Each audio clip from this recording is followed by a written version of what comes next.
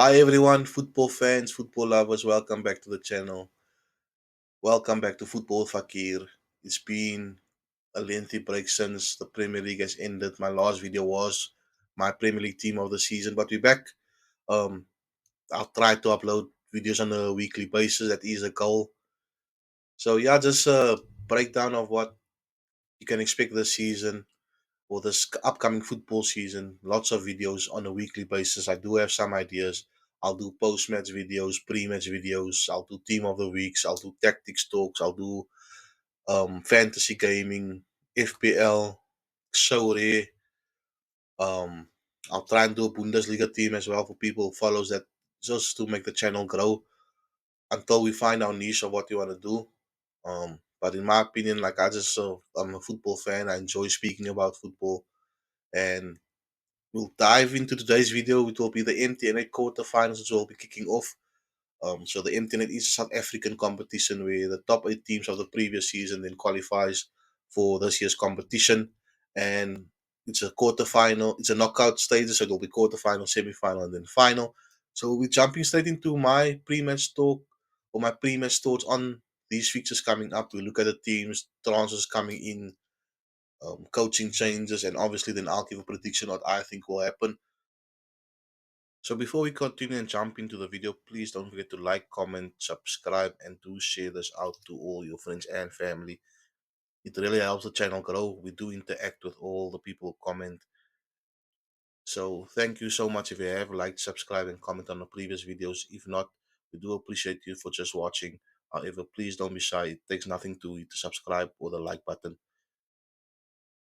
So the first fixture we have Pirates, who are the defending champions. They've won the last three MTN 8 tournaments or competitions, and they are hosting Polokwane City.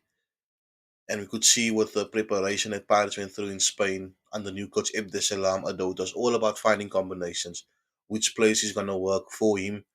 We could see the new players who came in, Sipombule, Sinokolo Coimba, and as well as Ozonopolis, who is from Polokwane City. That move from Ozonopolis from Polokwane City to Pirates, I just see Pirates winning confidently. I don't see them losing because with Apollos was a key player to Polokwane. Losing him in the attacking force will just make it more difficult for them. They're not a bad side, they're good to watch, but I just think Pirates will be too strong. The combinations, they probably know who they want to play. Mofo King and Apollos on the wings, just that's just too dangerous. Sipombulu in midfield, Sipo Chain in goal, Bokazi and probably CBC at centre back. I just don't see Pirates losing. I'll go for 2-0 Pirates win. I think once they get the second goal, they'll take their foot off the pedal and then just manage the game after that. In the second match, you have Sekakune United versus TS Galaxy. The teams ended fourth and fifth respectively on the log last season.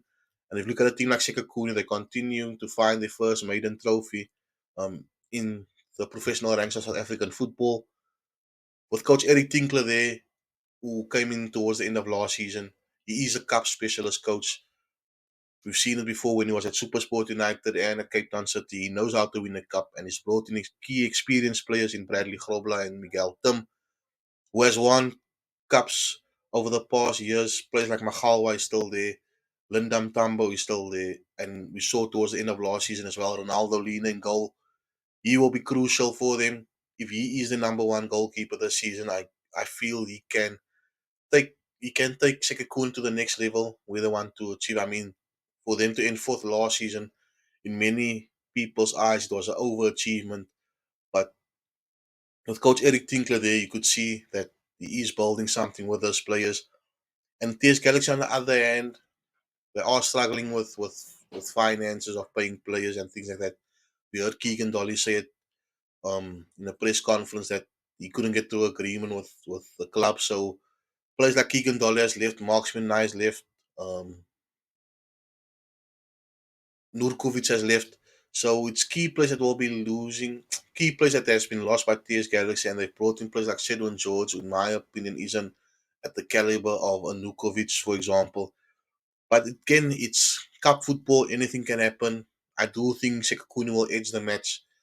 It might be a 1-0 win, a 2-1, or it might go to extra time or penalties, but I do see Sekokune then going through. In the third match, we have Stellenbosch FC hosting Amazulu at the DHL Stadium on Sunday. Stel is losing Fawaz Pasadine and Sitlin Dule to Pirates. Fawaz going to Sundowns, obviously. But yeah, Steve Barker, he knows what to do. He promotes the youngsters. He gives the players from the TDC an opportunity. And I just feel Stellenbosch is one of the best Ryan clubs in South Africa at the moment. I put them behind the Chiefs, Pirates, and Sundowns.